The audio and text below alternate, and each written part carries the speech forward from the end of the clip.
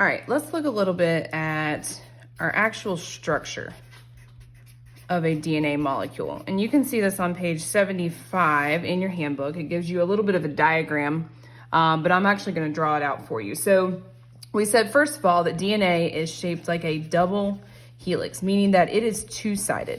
It has a two-sided strand, okay? Within that two-sided strand, DNA is composed of a couple different things. So it has a phosphate sugar backbone, and that sugar is deoxyribose. It also is composed of 4 nitrogen bases. And these nitrogen bases, in a particular order, is what codes for all of your individual traits, that heredity, the traits that we've been talking about going from parent to offspring. So if we're looking at DNA itself, we've got our sugar, which is actually a 5-part sugar.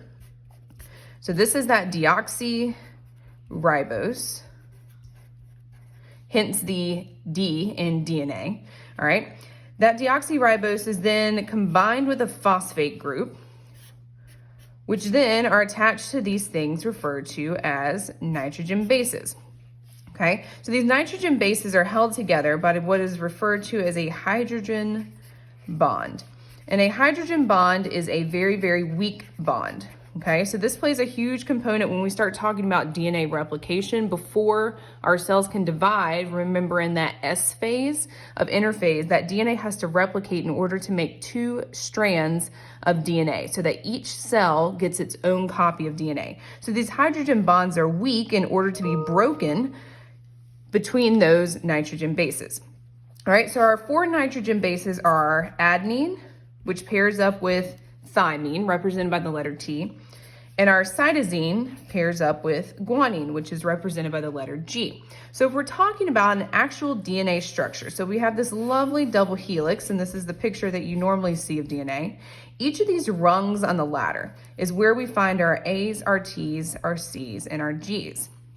All right, so if we want to write out our complementary base pair strands, say for instance, that we have the order A, T, C, C, G, A, T. Okay, well, we want to pair that up with its complementary base pairs. So our A's will always pair up with the letter T.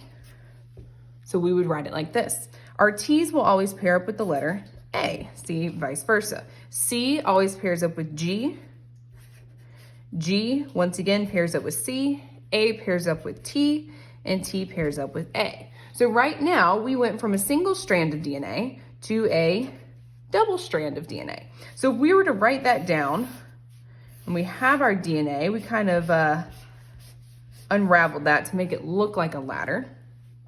If we wrote this down, A, T, C, C, G, A, and then T, we would go in and we would actually be able to do the same thing. So pairing it up with our complementary base pairs. So A pairs up with T, T pairs up with A again, C with G, C with G, G with C, A with T, and T with A. All right, so now we have our double-stranded, our double helix of DNA. So our deoxyribonucleic acid.